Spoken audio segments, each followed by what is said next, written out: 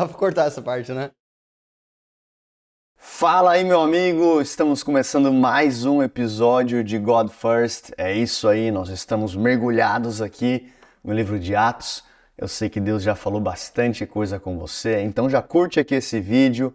Eu quero te encorajar a deixar o comentário no final, aquilo que Deus colocou no seu coração. E hoje a gente vai dar sequência em Atos 4.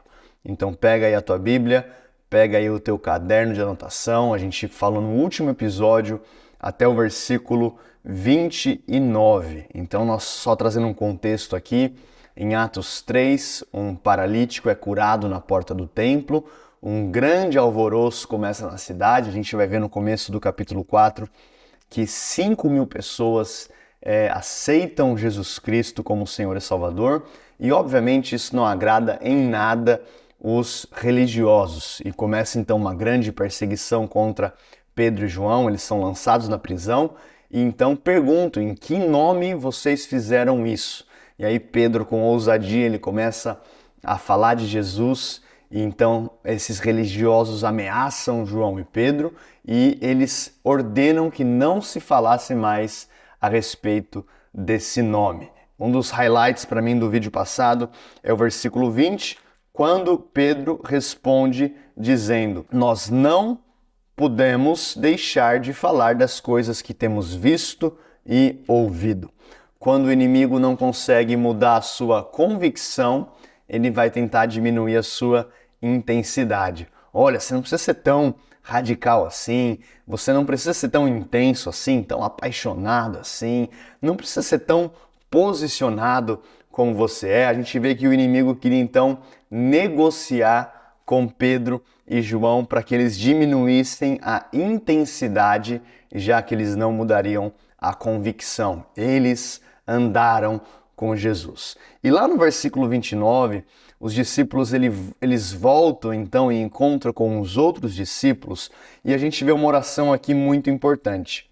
No versículo 29 a palavra vai dizer: e agora, Senhor, olha para as suas ameaças e concede aos teus servos que falem com toda ousadia a tua palavra. Vamos parar aqui por um momento. Você pode perceber no versículo 29 que a igreja está enfrentando oposição, ela está enfrentando tribulação, está enfrentando ameaças, e a oração desses discípulos é: Senhor, nos dê ousadia.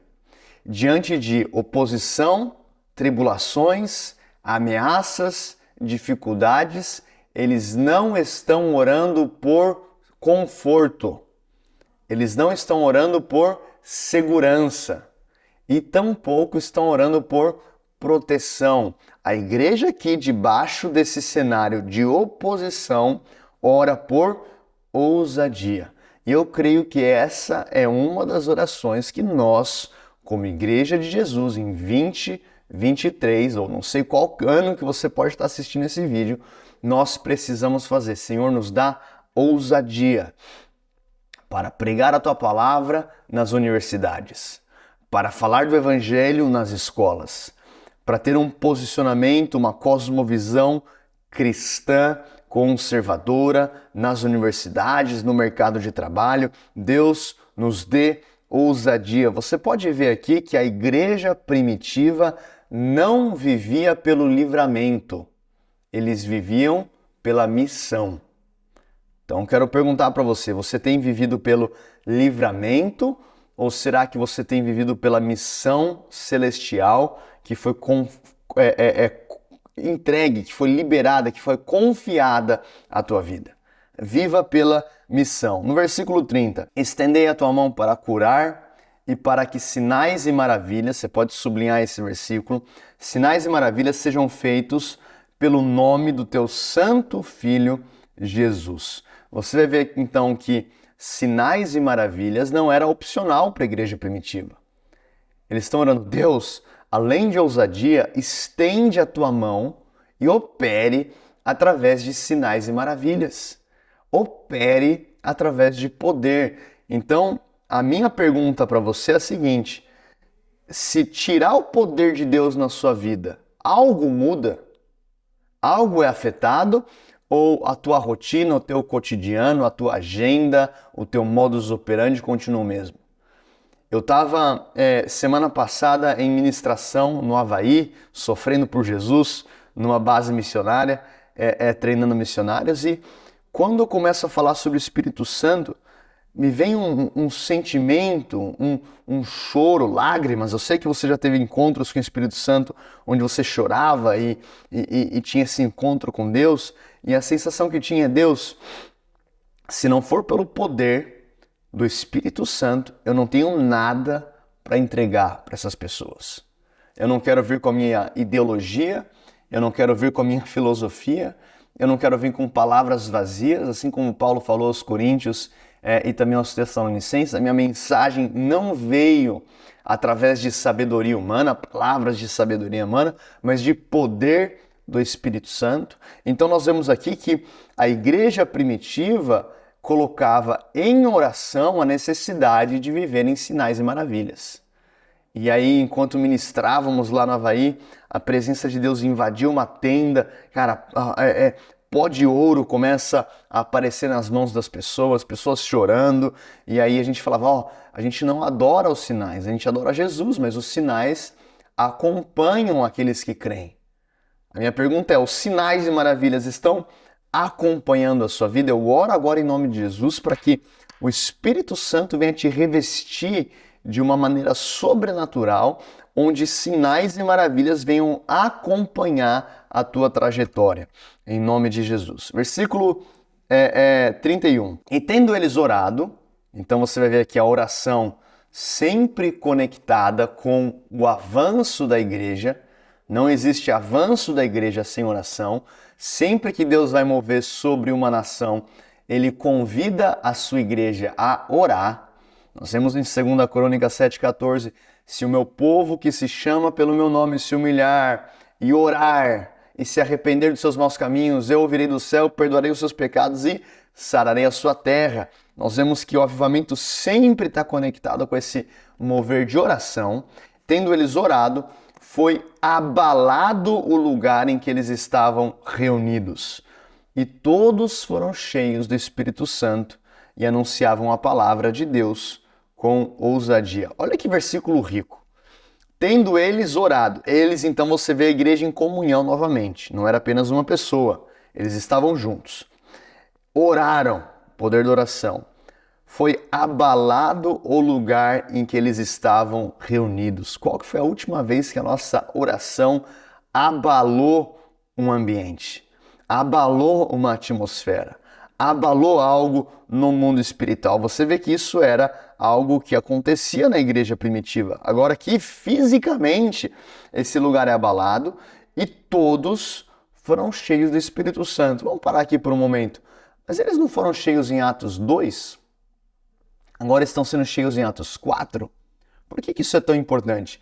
Porque ser cheio do Espírito Santo não pode ser uma experiência. Ser cheio do Espírito Santo precisa se tornar um estilo de vida. Talvez você já teve um momento na tua vida de Atos 2, numa conferência, num retiro, em um culto, talvez em uma célula, o Espírito Santo veio sobre você, você talvez chorou, tremeu, orou em línguas, talvez não sentiu nada fisicamente, mas recebeu algo que foi depositado no teu espírito. Mas glória a Deus por Atos 2, mas a gente está aqui em Atos 4 e a igreja continua sendo cheia do Espírito Santo. Como Paulo vai falar aos Efésios, não vos embriagueis com vinho, mas enchei-vos do Espírito. Ele está falando para a igreja. Então, nós precisamos ter como um estilo de vida corriqueiro a necessidade de um novo enchimento do Espírito.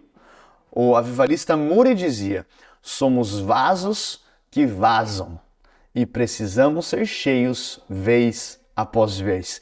Que o Espírito Santo possa te encher de uma maneira sobrenatural mais uma vez ao longo desse dia. E aí você vai ver a consequência desse enchimento, não foi apenas para ter um tremelique, um chacoalhão, uma experiência pentecostal. Eles então anunciavam, então você vai ver aqui a proclamação da palavra de Deus com ousadia. Em outras palavras, eles não falavam de qualquer jeito, eles não falavam com timidez, eles não falavam com vergonha, eles não falavam, se vocês quiserem receber, recebam. Não, eles falavam com ousadia.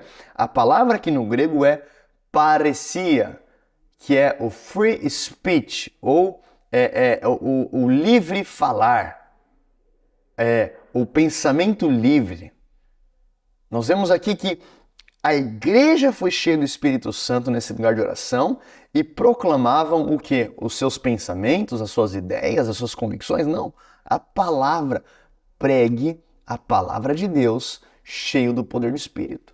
Eu te garanto, se você falar da palavra de Deus cheio do Espírito Santo, algo acontece no coração do ouvinte. Então a gente vai ver aqui que a igreja foi cheia, eles proclamavam ousadia, e aí no versículo 32, a multidão dos que criam era um só coração e uma só alma. E ninguém dizia que algo que possuía fosse seu, mas que tinham todas as coisas em comum. Vamos parar no versículo 32 aqui por um momento. Então o avivamento não é só cheio, show, e charamanaias, e corpos no chão, e presença de Deus. O que a gente vai ver aqui? Que a multidão dos que criam era um só coração. João 17, Jesus faz uma oração muito importante. Ele diz, Pai, que eles sejam um, assim como eu sou um contigo. Porque o mundo crerá que o Senhor me enviou quando eles forem um. Então nós vemos aqui que algo que acontece em temporadas de avivamento, e é por isso que isso é tão importante, é unidade. A igreja era um coração, era um pensamento, eles estavam na mesma página. Não estou falando que você vai concordar com tudo que eu penso, mas existem pilares fundamentais da doutrina cristã que não são negociáveis. E existe também uma pureza de coração ou um lugar no nosso coração que eu preciso proteger para estar nesse ambiente. Ou seja, eu não posso orar por avivamento enquanto existe amargura, enquanto existe ranço, enquanto existe vitimismo na minha parte, enquanto existe mimimi, ofensa. Então eu preciso me despir dessas coisas para que eu esteja em um só coração, em uma só alma, com você no Espírito. Então nesse ambiente algo sobrenatural acontece. A multidão, existia uma multidão que cria, muitos eram salvos, mas eles eram como uma pessoa. E aí a palavra vai dizer que ninguém dizia que algo do que possuía fosse seu. Isso aqui não é comunismo, isso aqui não é socialismo, isso aqui é generosidade cristã produzida pelo Espírito. Eu já vi muita gente pegar esse versículo aqui e tirar do contexto. Isso aqui é um fundamento teológico para pautar aqui a questão socialista. Baboseira. Por quê? Porque socialismo é algo imposto pelo Estado. Você vai ver então os malefícios das ditaduras comunistas ao redor das nações, e é algo terrível. Agora, isso aqui não é algo imposto pelo Estado, isso aqui era algo que era motivado pelo Espírito Santo. Uma vez ouvindo um líder de adoração que participou bastante dessa questão de mover de despertamento e adoração no Brasil, eu perguntei, cara, qual que foi uma das coisas que mais te chamou a atenção lá no despertamento espiritual que aconteceu em BH? Eu pensando que ele ia falar de sinais e maravilhas e curas e profético, ele fala o seguinte, olha, o que mais me chama a atenção foi num culto onde a presença de Deus veio de forma tão poderosa e crianças começaram a ir para o altar e elas levavam seus sapatinhos e os seus brinquedos como ofertas ao Senhor. Falei, uau! Isso é tão poderoso porque o próprio Espírito Santo de Deus motivou aquilo. Então, se de um lado a gente vê que características de um avivamento é uma igreja que ora, uma igreja que está unida, uma igreja cheia do Espírito, uma igreja com ousadia, uma igreja que se move em sinais e em maravilhas, em evangelismo, do outro lado a gente vê unidade. E não existe unidade no Espírito se não existe caráter de Cristo, mansidão, perdão, domínio próprio. A outra coisa que a gente vê aqui, generosidade. Era uma igreja generosa. Eu moro em Portugal, tenho um chamado para a Europa e por muito tempo eu ouvi, o Brasil é um celeiro de missionários para as nações. Você já ouviu isso com certeza. Agora, se o Brasil será um celeiro de missionários para as nações, e já é a segunda nação que mais envia missionários, nós precisamos também de uma onda de empresários e uma onda de generosidade que vai financiar o avanço do reino de Deus nas nações. A gente vê que isso era evidente na igreja primitiva. Versículo 33. E com grande poder os apóstolos davam testemunho da ressurreição do Senhor Jesus e havia abundante graça sobre todos eles. A gente vê então aqui o poder que acompanhava a igreja primitiva, a palavra aqui é dunamis, esse poder explosivo do Espírito Santo que acompanhava os discípulos. Eles davam testemunho, eles não se moldaram à pressão religiosa da sociedade, eles continuavam testemunhando a respeito da ressurreição do Senhor Jesus. Por que isso é tão importante? Porque o testemunho da ressurreição é a proclamação de que Jesus venceu a morte. Que ele foi crucificado, que ele foi sepultado, mas que ao terceiro dia ele ressuscitou, ele foi elevado às alturas, recebido em glória e ele voltará. Então essa proclamação é importante para realmente o entendimento de que não era mais uma doutrina, não era mais uma filosofia, não era mais um pensamento, não. Jesus veio 100% homem, 100% Deus. A prova disso é que colocaram ele no madeiro, mas a morte não o parou. Como Paulo diz aos Coríntios, onde está, ó morte, a sua vitória? Então é imprescindível a proclamação da ressurreição de Jesus. Por quê? Porque a nossa fé não está em um Deus que ficou na cruz. A nossa fé não está num Deus que ficou num túmulo. A nossa fé está em um Deus que ressuscitou ao terceiro dia e Cristo vive. Graças a Deus. E você vai ver aqui que existia abundante graça sobre todos. Não havia nenhum necessitado entre eles, porque todos os que possuíam terras e casas, vendendo-as, traziam o valor das coisas que foram vendidas e depositavam aos pés dos apóstolos, e distribuía-se a cada homem segundo a sua necessidade. E José, a quem pelos apóstolos havia sido apelidado de Barnabé, que traduzido é filho da consolação, levita, do país de Chipre, possuindo terra, vendeu e trouxe o dinheiro e depositou aos pés dos apóstolos. Mais uma vez aqui a gente vê não uma imposição, mas uma generosidade que tocava o coração de toda a igreja primitiva. Senhor Deus, eu quero orar aqui pelos meus irmãos e também por cada igreja e cada pastor aqui representado. Que o Senhor possa abalar o lugar em que nós nos reunimos. E da mesma maneira como vemos aqui, essa cultura de avivamento tão centralizada na igreja primitiva, eu oro, Deus, faz de novo nos dias de hoje. Enche as nossas vidas de ousadia no meio da tribulação, perseguição e oposição, que a igreja se posicione com coragem e força para esse tempo. Enche-nos com o Espírito Santo para a proclamação da Tua palavra e para testemunhar a ressurreição de Cristo. Deus, eu oro, aviva a Tua obra nas nossas vidas. Em nome de Jesus, amém. Que Deus te abençoe. Coloca aqui no comentário aquilo que Deus falou com você, o teu testemunho é importante. Deixa aqui um like, compartilha o vídeo para que mais pessoas sejam alcançadas. E semana que vem a gente começa Atos, capítulo 5, numa história bastante polêmica. Deus te abençoe.